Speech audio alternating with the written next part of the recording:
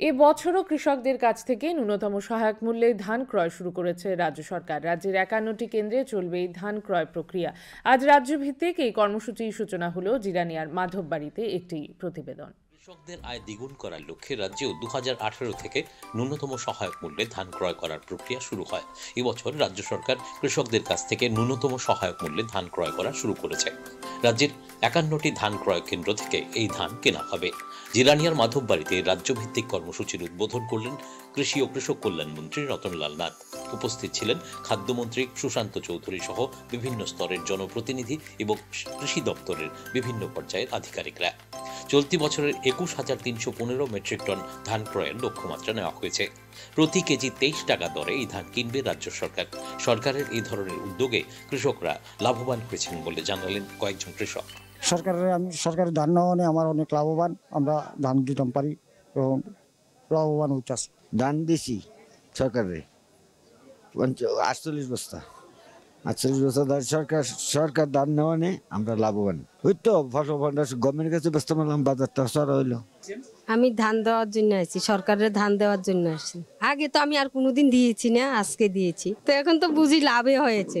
2300 টাকা কুইন্টাল, 23 টাকা কেজি, ভালো লাভ হয়েছে সরকারের জন্য। আগে দিতাম আমরা কম রেটে, পাবলিকে দিতাম, লাভ কম হইতো, ওখানে ভালো লাভ হয়। ইতিমধ্যে সারা রাজ্যে 1,07,127 জন কৃষক ধান বিক্রি করে উপকৃত হয়েছেন। কৃষকরা পেয়েছেন 398 কোটি 88 লক্ষ টাকা। মন্ত্রী রতনলাল নাথ কৃষক কল্যাণে কেন্দ্র ও রাজ্য সরকারের বিভিন্ন পদক্ষেপের কথা বিস্তারিত তুলে ধরেন। একদিকে প্রধানমন্ত্রী কৃষক সম্মান নিধি সাহায্য করছে, প্রধানমন্ত্রী সহায়ক মূল্যে ধান ক্রয় করছে, সরকার কৃষি যন্ত্রপাতি দিয়ে সাহায্য করছে, কৃষি বাজার তৈরি করে দিচ্ছে, সার বীজ দিয়ে সাহায্য করছে। ভারতবর্ষের মধ্যে কোথাও সারের সাবসিডি নাই, একমাত্র ত্রিপুরা রাজ্য। এ পর্যন্ত আমাদের সরকার আসার পরে কত লোক কৃষি ঋণ পেয়েছে? এ পর্যন্ত 3,72,000 কৃষক কৃষি ঋণ পেয়েছে ত্রিপুরা রাজ্যে।